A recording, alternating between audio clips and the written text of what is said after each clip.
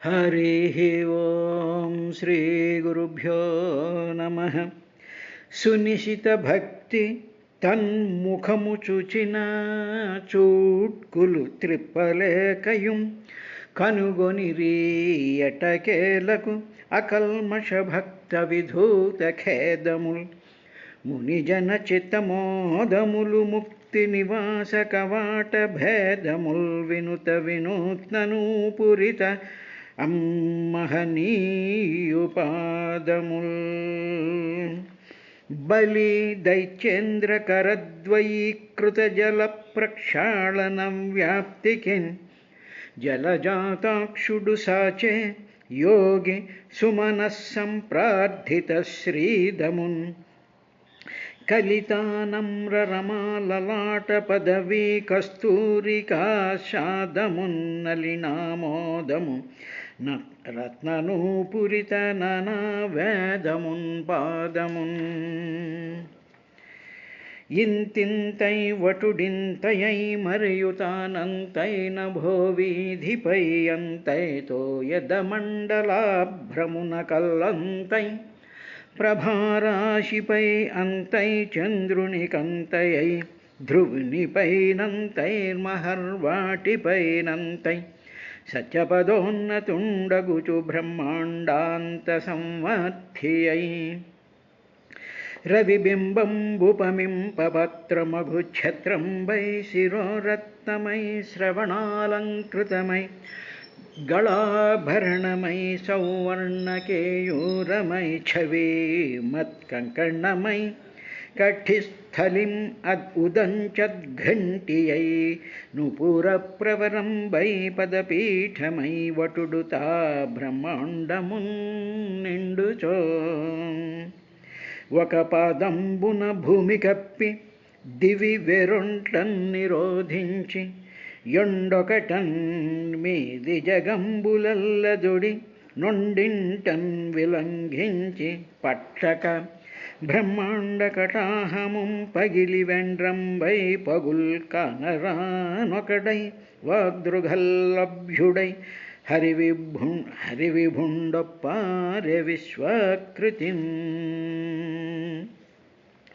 తన పుట్టిల్లిదే పొమటంచు అజుడుం తన్నాభిపంకేరుహంబు నిరీక్షించి నటించి ఉన్నత పదంబుం జూచి తత్పాదసేచనముంజేసి కమండలూదుకములంచల్లించి తత్తోయముల్ వినివిధిం ప్రవహించే దేవనది ఆ విశ్వాత్మకీర్తి ప్రభన్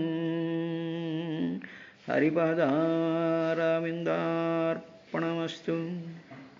హరి ఓం శ్రీ గురుభ్యో నమః. మైత్రేయుడు విదురుడికి బ్రహ్మవాదుల యొక్క కర్తవ్యాన్ని, బ్రహ్మవాదులు చేయవలసినటువంటి ఒక సామాజిక స్పృహను కూడా మైత్రేయ మహర్షి విదురుడికి చెప్తూ ఈ విధంగా అన్నాడు.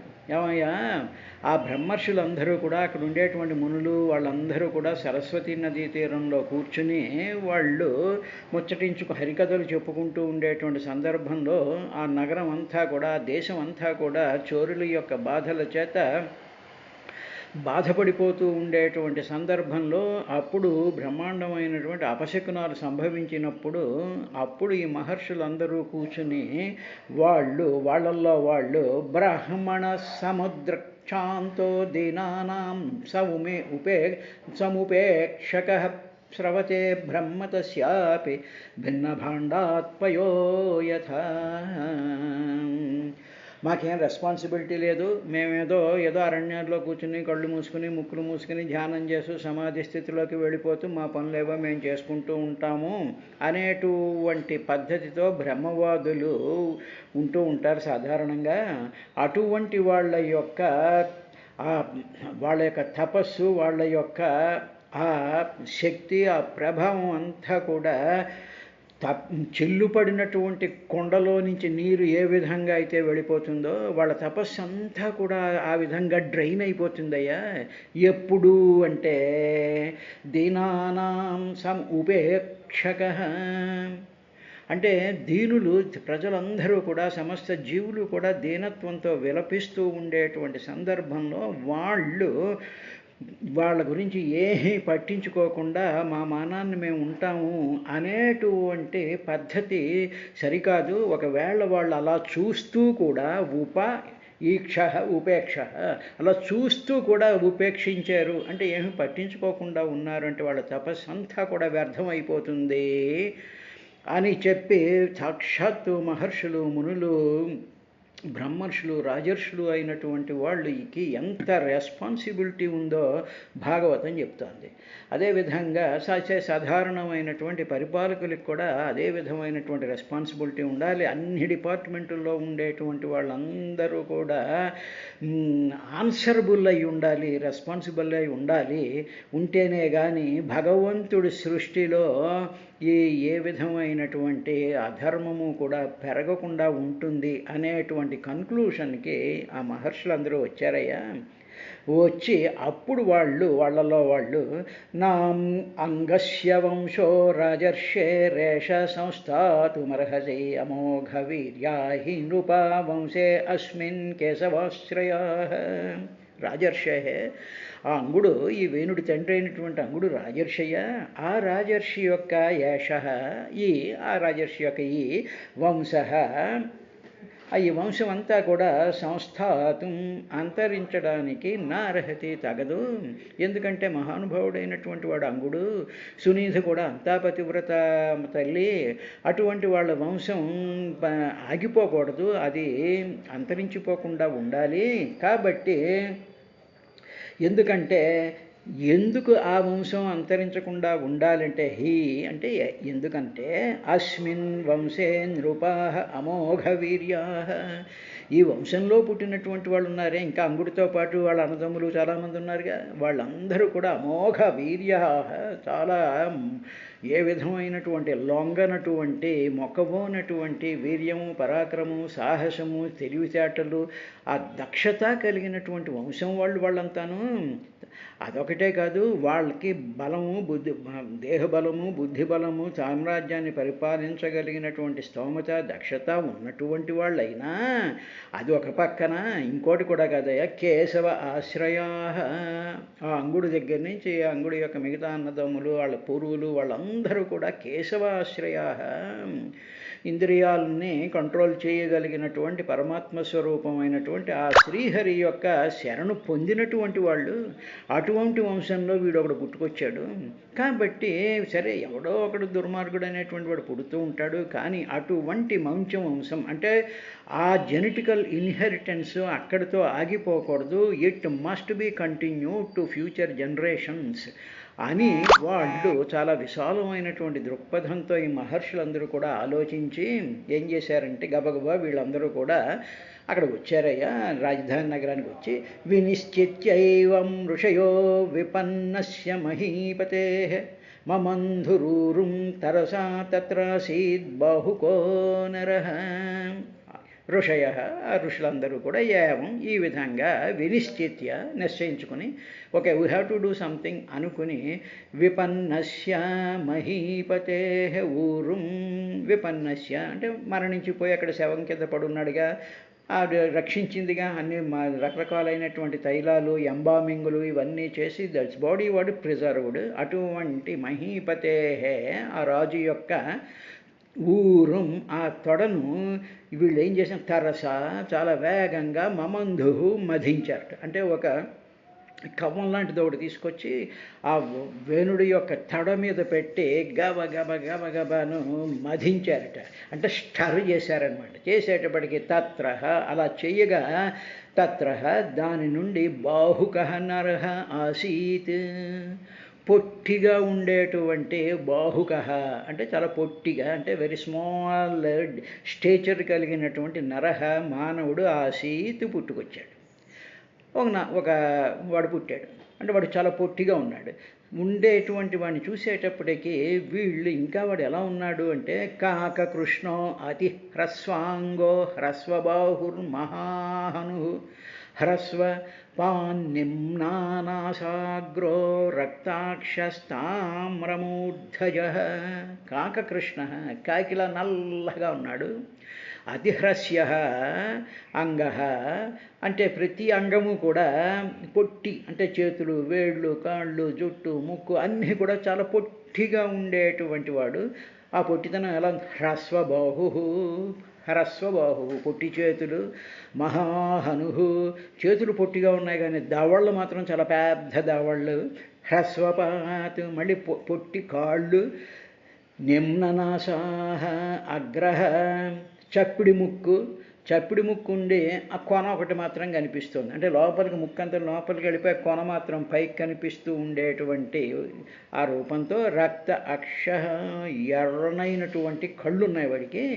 అవే కాకుండా తామ్రమూర్ధజ, రాగి జుట్టు ఉంది వాడికి. అంటే తామ్రం అంటే రాగి, మూర్ధజ, మూర్ధం అంటే శిరస్సు అనమాట. శిరస్సు మీద ఏముంటుంది? ఆ జుట్టు ఉంటుందిగా, అది రాగి జుట్టు ఉంటుంది. అలా మనం కొంతమంది చూస్తున్నాం అనుకోండి, మనం చూస్తూ ఉంటాం, వాళ్ళు ఏం అప్లై చేస్తుంటారో తెలియదు, వాళ్ళ జుట్టు అంతా రాగి రంగులో ఉంటూ ఉంటుంది.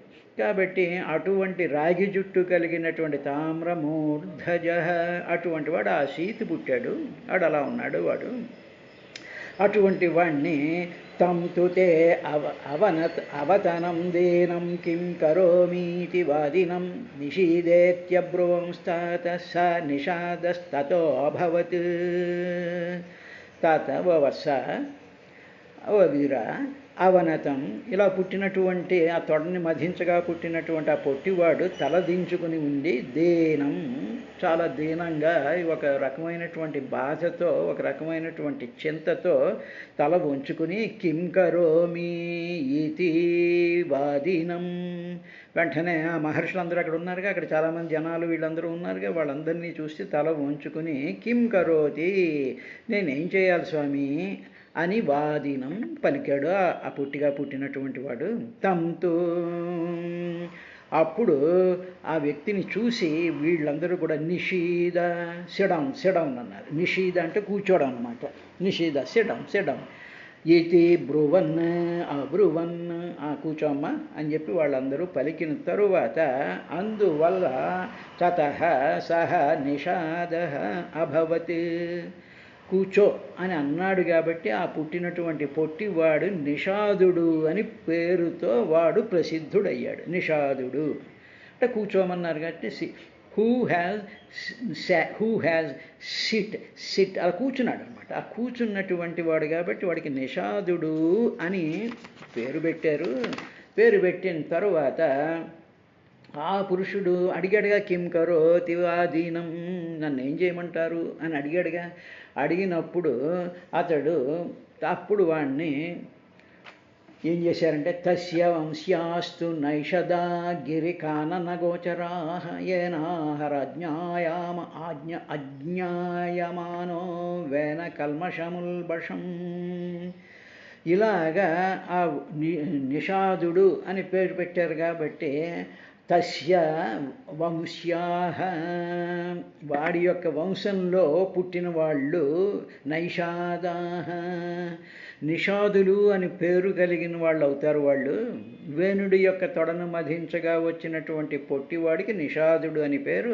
ఆ నిషాదుడి యొక్క వంశంలో పుట్టేటువంటి వాళ్ళందరికీ నిషాదులు అని చెప్పి, ఎవర్రా నీ వంశం మీరందరూ కూడా గిరికాననగోచరా, మీరందరూ కూడా గిరి కొండల మీద, తర్వాత అడవుల్లోనూ కనిపిస్తూ ఉండండి, అక్కడ సంచరిస్తూ ఉండండి మీరంతా అని చెప్పి కింకరోతి అని అడిగాడు. ఏం చేయాలనంటే ఇలా కొండల మీదకి, కాలంలోకి, అడవుల్లోకి వెళ్ళిపోయి మీరు ఉండండి, నువ్వు ఉండు అని చెప్పి వీళ్ళు చెప్పిన తర్వాత ఏన జాయమాన ఉల్బణం వెనకల్మషం అహరత్, ఇలాగ పొట్టిగా అసహ్యంగా చూడడానికి కొంచెం దీనంగా కనిపించేటువంటి వాడు ఎందుకు ఆ విధంగా పుట్టాడు అంటే వేన కల్మషం, ఆ వేణుడు చేసినటువంటి కల్మషం, ఆ పాపాల వల్ల ఇటువంటి ఆకారం దాంట్లో నుంచి పుట్టింది. వేన కల్మషం. తరువాత ఇతడు ఉల్బణం, చాలా భయంకరంగా ఉన్నాడు.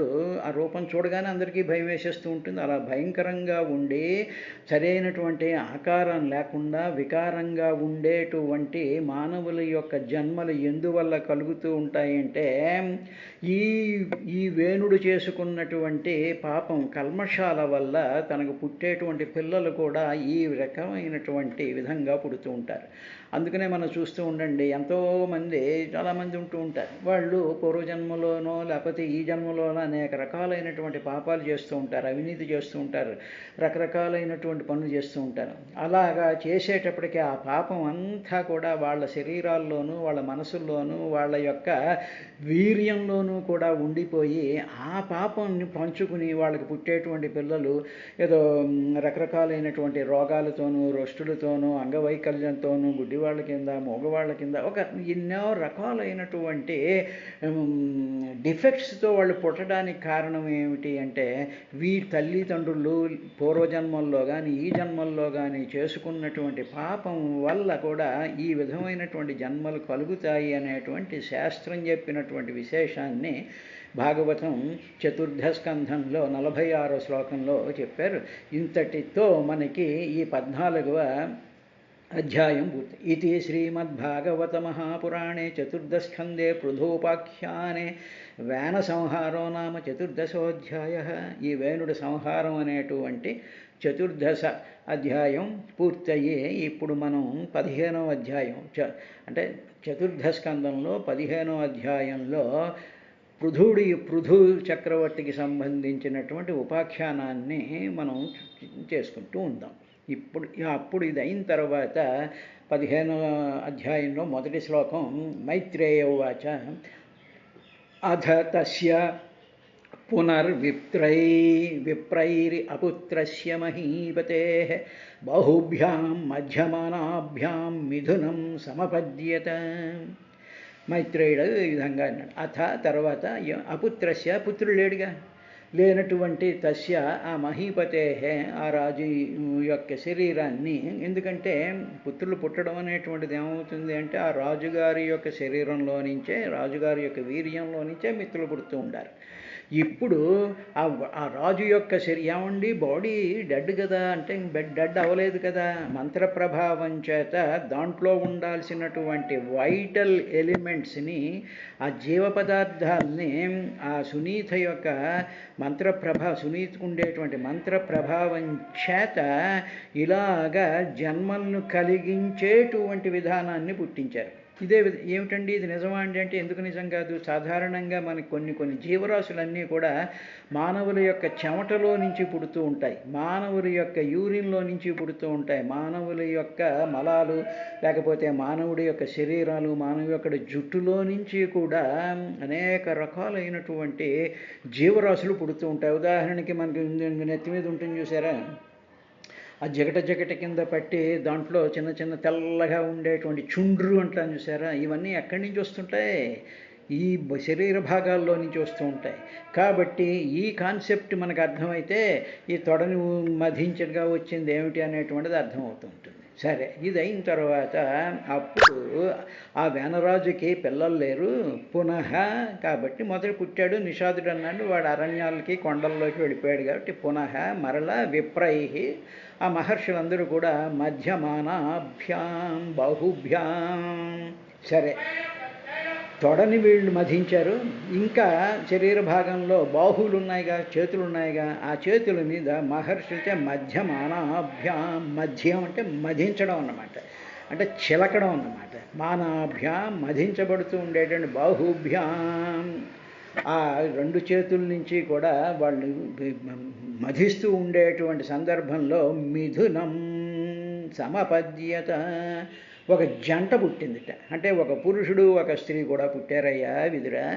పుట్టిన తర్వాత తద్దృష్ట్వా మిథునం జాతం ఋషయో భ్రమవాదిన ఊచు పరమసంతుష్ట విదిత్వా భగవత్కలా.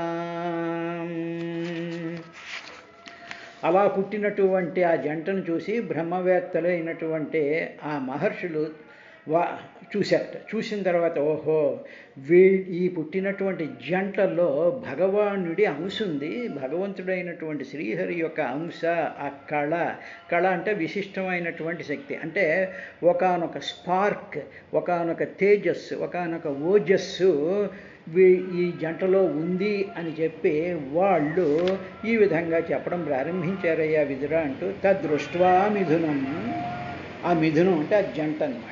చూసి వాళ్ళు మిథునం దృష్ట్వా బ్రహ్మవాదిన, ఆ బ్రహ్మవాదులు, ఆ ఋషయ మహర్షులు భగవతి కళాం విదిత్వా, ఓహో భగవంతుడి యొక్క కళ అనేటువంటి దానికి అర్థం ఏమిటంటే విశిష్టమైన శక్తి అని డెఫినిషన్. కళ అంటే చంద్రుడి కళలు ఉంటాయి చూసారా, ఏదో పాడ్యం నుంచి అమావాస్య తర్వాత పౌర్ణమి. కళలు అంటే ఏమిటంటే అవి శక్తులు. మామూలుగా ఎస్ట్రనామికల్గా చూసి ఉన్నట్టయితే ఆ నీడ అది పడుతూ ఉంటుంది కాబట్టి ఆ ఎస్ట్రనామికల్ మూమెంట్స్ వచ్చేటువంటి విధంగా ఉంటుంది. కానీ అటువంటి ఆ చంద్రుడి యొక్క స్థితిలో ఉన్నప్పుడు భూమండలం మీదకి కొంత శక్తిపాతం ఒకటి జరుగుతూ ఉంటుంది, ఒక రకమైనటువంటి శక్తి ఉంటూ ఉంటుంది. అందువల్ల ఆ శక్తిని కళలతో పోలుస్తూ ఉంటూ ఉంటారు. అందువల్లే మనకి ఈ అమ్మవారి యొక్క నామాల్లో ఈ 15 కళల యొక్క స్వరూపాన్ని, భగవాన్ని అని, తర్వాత ఇంకా రకరకాలైనటువంటి పేర్లు ఉన్నాయిగా, ఆ పేర్లతో ఈ శక్తులన్నీ ఉంటాయి. అటువంటి అంశ అంటే a part of a bigger ఎనర్జీని అంశ అంటారు. అటువంటి అంశను భగవత్కళాం విదిత్వా, ఓహో వీళ్లలో భగవంతుడి యొక్క కళ ఒకటి ఉంది అని పరమ సంతుష్టా, మహర్షులందరూ కూడా చాలా సంతోషించారు. అంతకుముందు ఒక భయంకరమైనటువంటి వాడు పుట్టాడుగా, ఈసారి ఒక జంట భగవత్ కళతో ఉండేటువంటి వాడు పుట్టేటప్పటికీ ఈ మహర్షులందరూ కూడా సంతోషించారట. ఏమండి ఇక్కడ డౌట్ వచ్చేస్తుంటుంది.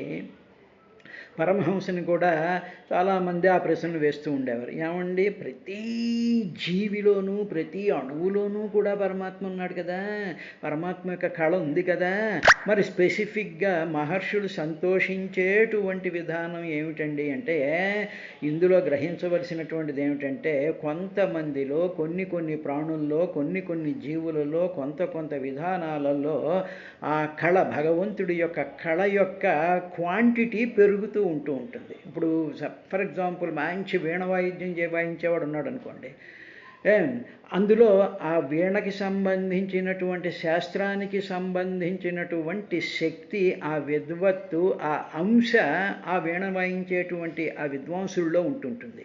మిగతా విద్వాంసులు కూడా ఉంటూ ఉంటారు. కానీ ఒక విద్వాంసుడికి ఎందుకు ఉంటుంది అంటే భగవంతుడి యొక్క అంశ యొక్క వ్యక్తీకరణ, దాని యొక్క ఎక్స్పోజరు ఒక్కొక్క మనిషిలో ఒక్కొక్క విధంగా ఉంటూ ఉంటుంది. అందువల్ల అందులో భగవంతుడికి నీడ కూడా భగవంతుడే, అధర్మం కూడా భగవంతుడే, అవిద్య కూడా భగవంతుడి యొక్క వీపు అని చెప్పుకున్నాంగా. కాబట్టి అటువంటి అవిద్య, అజ్ఞానము, తర్వాత తమో గుణము అనేటువంటి భగవంతుడిలో ఉండేటువంటి ప్రకృతిలో ఉండేటువంటి గుణాలు కొంతమందిలో ఎక్కువగా కనిపిస్తూ ఉంటాయి. అదేవిధంగా భగవంతుడిలో ఉండేటువంటి దివ్యమైనటువంటి తేజోస్వరూపమైనటువంటి అంశలు 60 రకాలైనటువంటి కళల రూపాల్లో సమస్తమైనటువంటి మానవుల్లో, దేవతల్లో, వీళ్ళందరిలో కూడా ఆ ప్రపోర్షన్స్, ఆ క్వాంటిటీస్ ఎక్కువగా కనిపిస్తూ ఉంటాయి. ఈ విషయాన్నే మనం గ్రహించుకుంటూ ఉండాలి. ఏమండి అందరూ ఎంఎస్సి చదివారు, అందరూ ఇదేంటంటే అందరూ ఐన్స్టీన్లు, రుదర్ఫర్డ్లు, మ్యాక్స్ ప్లాంక్లు ఎందుకు అవ్వలేదు అంటే ఆ అంశ అలా ఉంటుంది. That one should accept. అంతే తప్ప నేనేదో ప్రాక్టీస్ చేసేస్తాను, అయిపోతే నేను అబ్దుల్ కలాం అయిపోతాను, నేను చేసేస్తాను ఐన్స్టీన్ అయిపోతే నీ తరం నువ్వు, నీ బొచ్చు నువ్వు అవ్వవు, నువ్వు నీకు కాదు. ఆ అంశ అనేటువంటిది భగవద్ అనుగ్రహం వల్ల కలిగేటువంటి విధానం.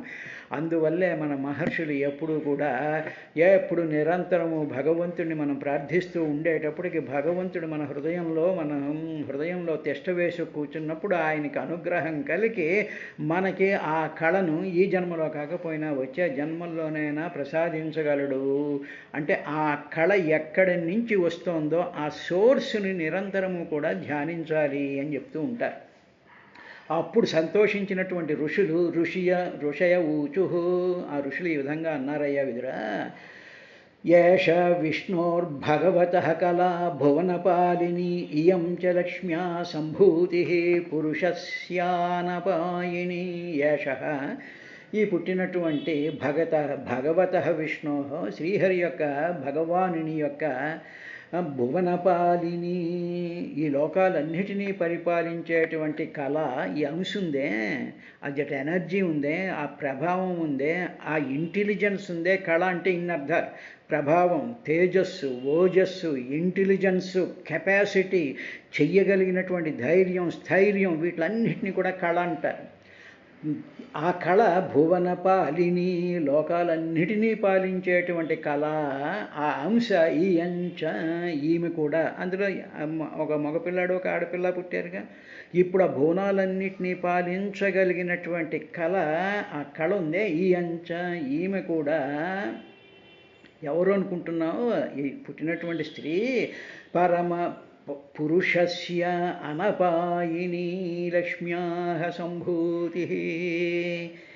ఈ పుట్టినటువంటి ఈ అమ్మాయి పురుషస్య, పరమపురుషుడైనటువంటి శ్రీహరిని అనపాయిని, ఎప్పుడు విడవకుండా ఉండేటువంటి లక్ష్మ్యాః సంభూతి, ఆ లక్ష్మీదేవి యొక్క అవతారమేనయ్యా అన్నారు. అంటే మానవ జాతి పుట్టినప్పుడు ప్రతి స్త్రీ కూడా లక్ష్మీదేవి అవతారమే, పుట్టినటువంటి ప్రతి మానవుడు కూడా నారాయణుడి యొక్క అంశే. అందుకనే మనకి పెళ్ళిళ్ళలో లక్ష్మీనారాయణగా వీళ్ళు ఇద్దరు అనేటువంటి విశేషం చెప్తుంటే, రేపటి కార్యక్రమంలో ఏం జరిగింది అనేటువంటి విశేషాన్ని మనం చూద్దాం.